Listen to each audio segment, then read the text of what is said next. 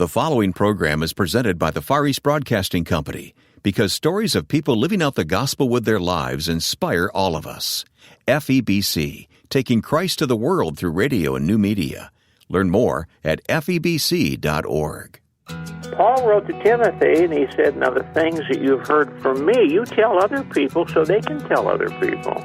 And in my writing and my preaching, all I've done is say, here's what God has taught me. Take it, see what you can do with it.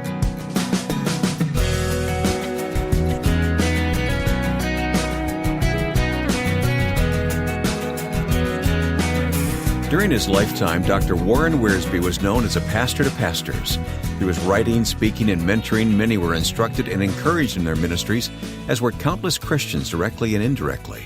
Today we'll take you back to a 2010 interview with Warren Wiersbe as we talked about his life. Welcome to First Person. I'm Wayne Shepherd. Before we turn to Dr. Wiersbe, a word of thanks to the Far East Broadcasting Company for their support of this weekly program. FEBC's broadcasts reach millions of people every day in nearly 50 countries of the world, often penetrating difficult-to-reach places with the gospel message and the teaching of God's Word. Its radio programs are always in the local language through indigenous broadcasters. Please learn more about FEBC and its programs by visiting FEBC.org. It was just a month ago that we learned of the death of Warren Wiersbe. I immediately thought back to several conversations we had on the radio, including the one you're about to hear, as we talked about his life and ministry. Now, Facebook was relatively new at the time, and I began by mentioning that many of his quotations were showing up there. I know very little about it. One of my good friends who's into the media up to his eyeballs says he's monitoring it for me, so I don't know anything about it. Well, you have a couple of thousand fans there on Facebook, and your wit and wisdom through the years is being amplified there, so we sure appreciate it. Yeah, I think what they're doing is quoting. Mm-hmm. As long as they don't send me a bill, let them go. So you span quite a period of time from, late 40s in ministry all the way through Facebook now? That's quite a career. Well, I began my ministry I was saved in 1945 at a Youth for Christ rally in my hometown, not far from where you are right now, East Chicago, Indiana. Mm-hmm. And Billy Graham was the preacher, and I got saved that night. Then I started preaching about 1950. God called me. I was in seminary, and away we went. Well, you pastored in Indiana and, of course, near Cincinnati, Covington, Kentucky. Yeah. And Chicago's Moody Church. Yes. That was the biggest surprise of all, that God would pick me up and put me at Moody Church. And I want to say right now that it was a privilege to follow Dr. George Sweeting. He became pastor of the church when they were in very, very difficult circumstances. A group in the church just wanted to sell the building to the city of Chicago. But Dr. Sweeting did a marvelous job, and following him was one of the greatest honors I think I've ever had. That says a lot right there. How many different positions? Have you stopped to count them? I know you were with Youth for Christ for a while. Well, I began pastoring Central Baptist Church in East Chicago, Indiana. Then we went to Youth for Christ. I helped to set up the literature division. We were living in Wheaton then. Had a little house completely surrounded by mortgages. And then we left Youth for Christ. But I have to say this, to work with Ted Engstrom at YFC in the headquarters was like going to Princeton and getting an MBA. Yeah. What a man. He taught me so much. We went down to the Cincinnati area, at least over the river from Cincinnati, Covington, and that was Calvary Baptist Church. We were there 10 years. And then got the call to Moody Church. And then when I left Moody Church, Mr. Epp approached me and wanted me to come on deck as sort of an assistant teacher or something like that. So I think it was in 1979 I began flying to Lincoln. And that was back to the Bible. And then Mr. Epp passed away. I was called to be director. and that lasted until about 90. Then I felt God was calling us, setting us loose, and we began an itinerant ministry. That's where your autobiography, Be Myself, I love that title, by the way, that's where it leaves off with about 1990 or so. So the last 20 years or so, it's been this itinerant ministry. Are you still out and about these days? Oh, my, no. No, 4 doctors, my good doctor friends, got together and said, "You're not going anyplace, brother.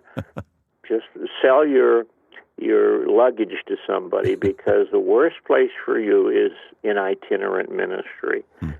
So we said, "All right, Lord, if this is what you want, but we're having a ministry here." Wayne, for the first time, the people are coming to me. I don't have to go to them.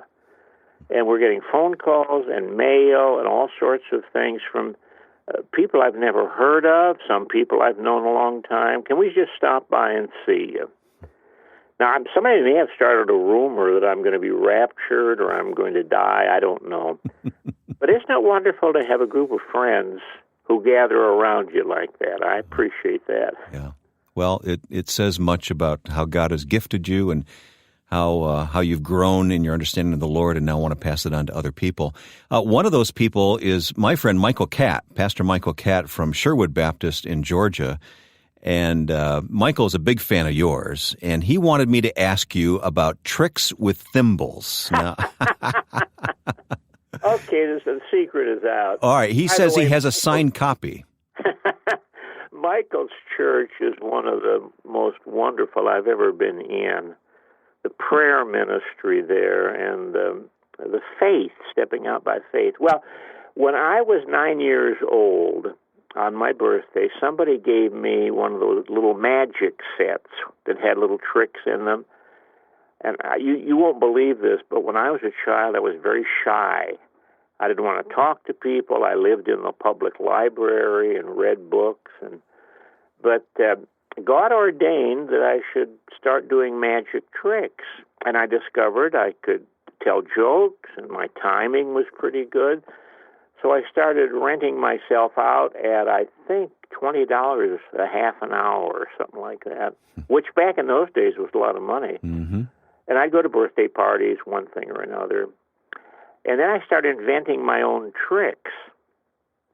And my first book was published in 1945, and it was called Action with Cards. I was doing card tricks. It was published up in Chicago.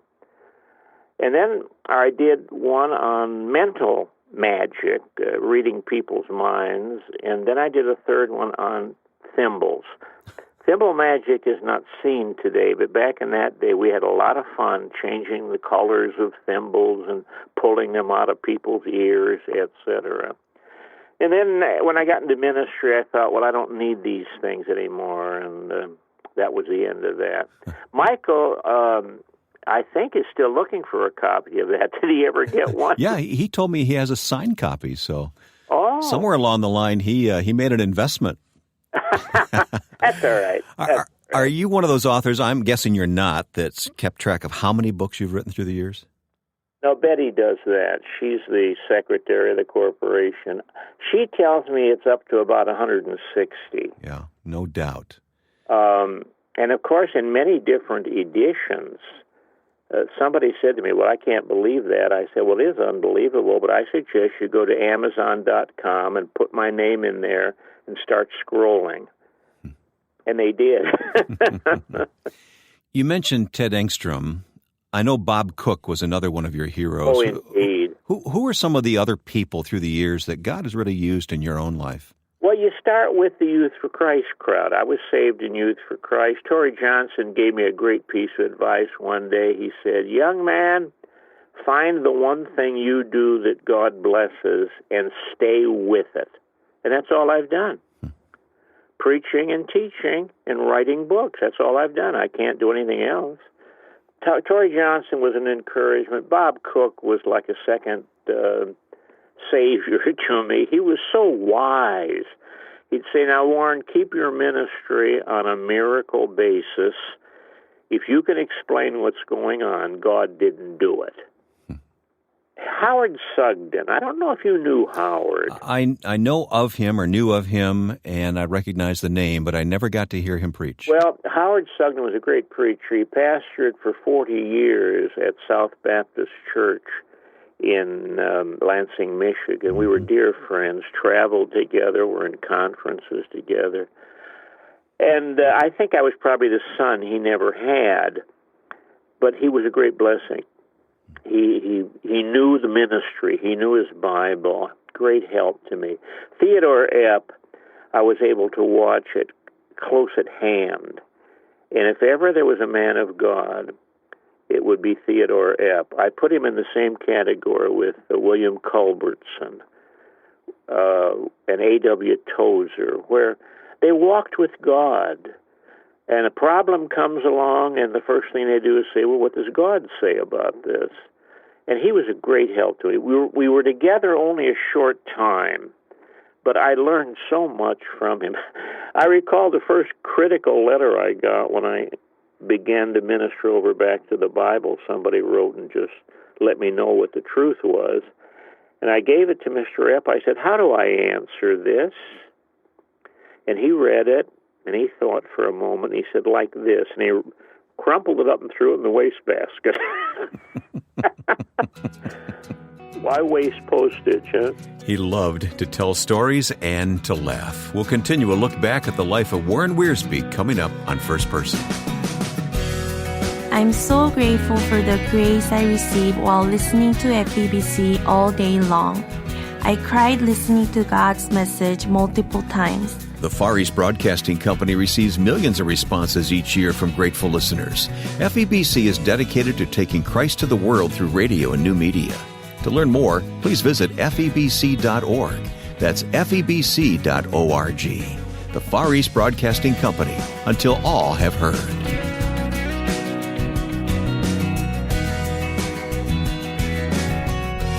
From 2010, we continue our conversation with Dr. Warren Wiersbe, who died just a month ago. Mentoring was always a goal of Dr. Wiersbe, even in the last days of his life. Other people spent time with me. I look back, I can't begin to name them all. But I remember J. Sidlow Baxter, the great British Bible teacher. I taught him how to drive. We spent a week together, and I'd gone to hear him preach at a conference, and he asked me. He said, "I'm going to stay in the States and minister for a while. Need to learn how to drive." So he invested. I didn't. He invested hours during that week, and it was like walking with Moses. What a blessing he was to me. I have only returned to others what others have done for me. Bob Cook spent time with me. Dr. Culbertson was a great encouragement.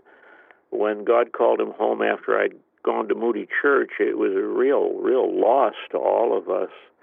I feel that what Jesus said is true in many areas. Freely you have received, freely give. I have high school students phone me here in Lincoln and say, have you got some time to talk about something? Sure, I'm an old man, but come on over.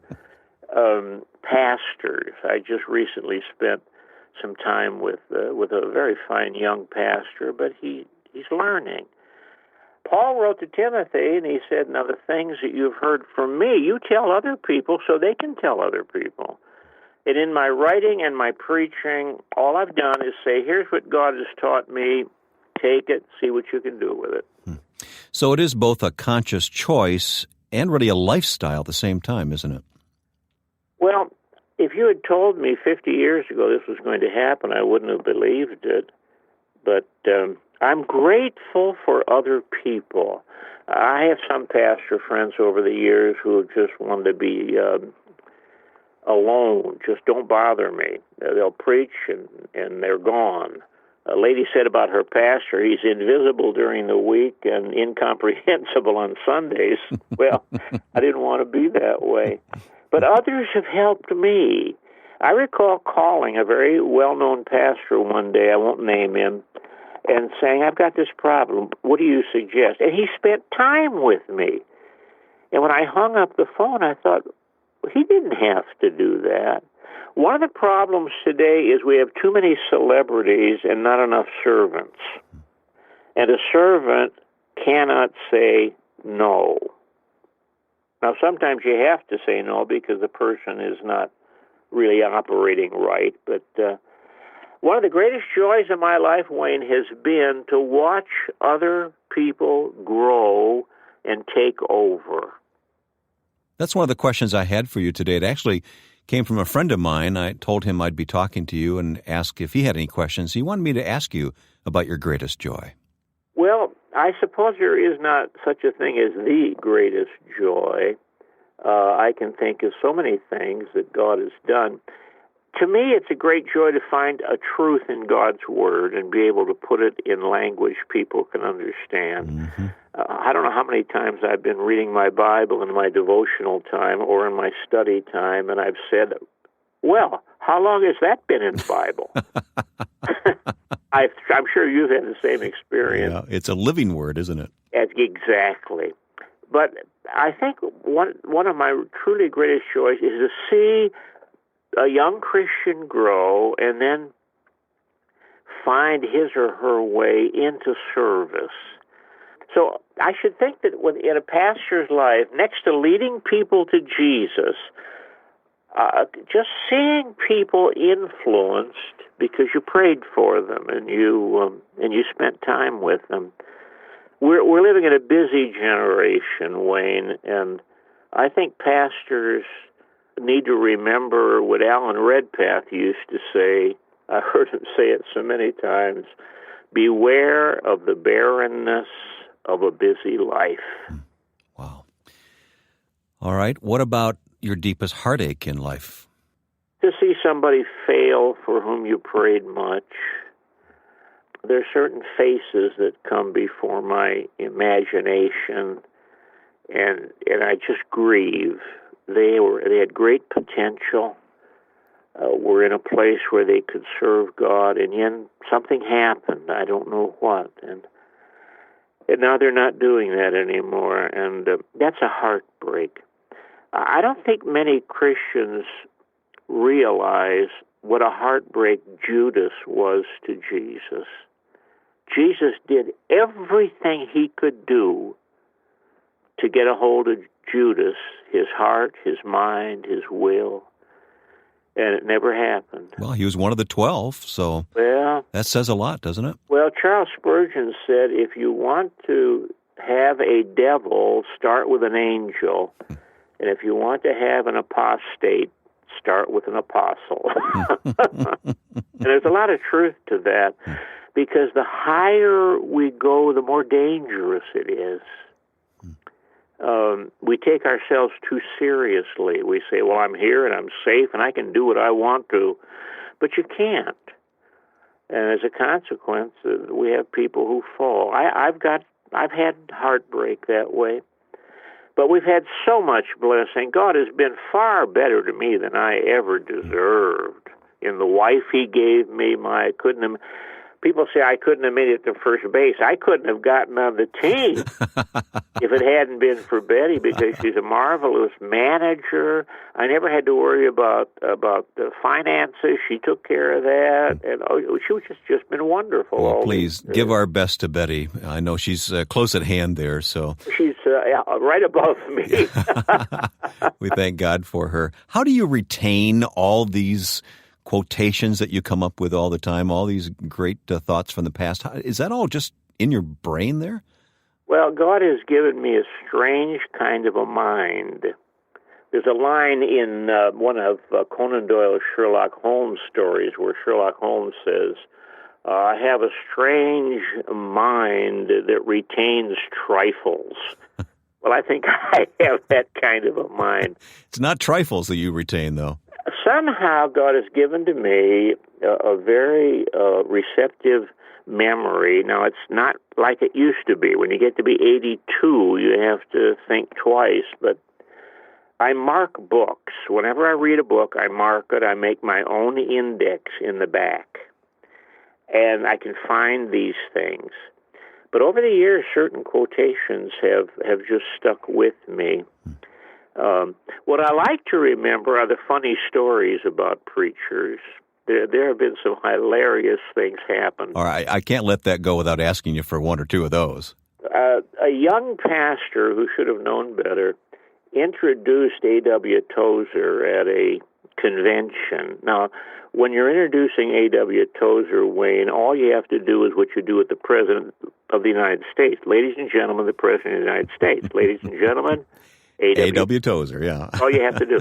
This guy went on for quite a while extolling the merits of Dr. Tozer. And Tozer got up and he stood in the pulpit and he said, "May the good Lord forgive that man for what he said." Well, a chill went right through the congregation. And then Tozer said, "And may the good Lord forgive me for enjoying it so much." See what I mean? Just great stories that you have. Are we utilizing what we have available to us and all the great teaching of the past? Are we thinking carefully enough these days? No. One of the callings in my ministry has been to make sure that I have caught up on the present. I'm not living as an antique, but I'm helping others catch up on the past. The books that I've written on the great preachers, for example, and the great Christian, I wrote them for people to find out, well, who was Spurgeon? Who was A.W. Tozer? Who are these people? Because if you don't know the past, you're condemned to repeat it. George Santayana said that, and it's a great quote. The young people today are so caught up, many of them, in the latest trends, the latest this, the latest that they forget that God was at work centuries ago, eons ago. And so in my books, I have tried to say, now look, you need to learn from John Henry Jowett. You need to find out who was Robert Murray McCheyne. Because if you don't immerse yourself in the past, the present won't be very meaningful, and the future is going to be horrendous. So I've dedicated my life to doing that. Baker brought out 50 people every Christian should know, which is a combination of several of my books with biographies. And I hope people read it and find out that things did happen before we arrived. Dr. Warren Wiersbe, who died on May 2nd, 2019, just short of his 90th birthday. Much has been said since about the impact of his life, but it was great to listen again to how he humbly looked at it himself. He wrote an autobiography titled Be Myself, and when he signed my copy, he wrote Psalm 16:11, "You will make known to me the path of life. In your presence is fullness of joy. In your right hand there are pleasures forever." What Dr. Wiersbe took by faith, he now knows face to face with Jesus. We'll place additional information at our website, along with our upcoming schedule of guests and topics, so please look us up online at firstpersoninterview.com. And while you're online, visit FEBC.org for updates on the ministry of the Far East Broadcasting Company's mission of taking Christ to the world through radio and new media until all have heard. Go to FEBC.org. Now, with thanks to my friend and producer Joe Carlson, I'm Wayne Shepherd. Join us next time for First Person.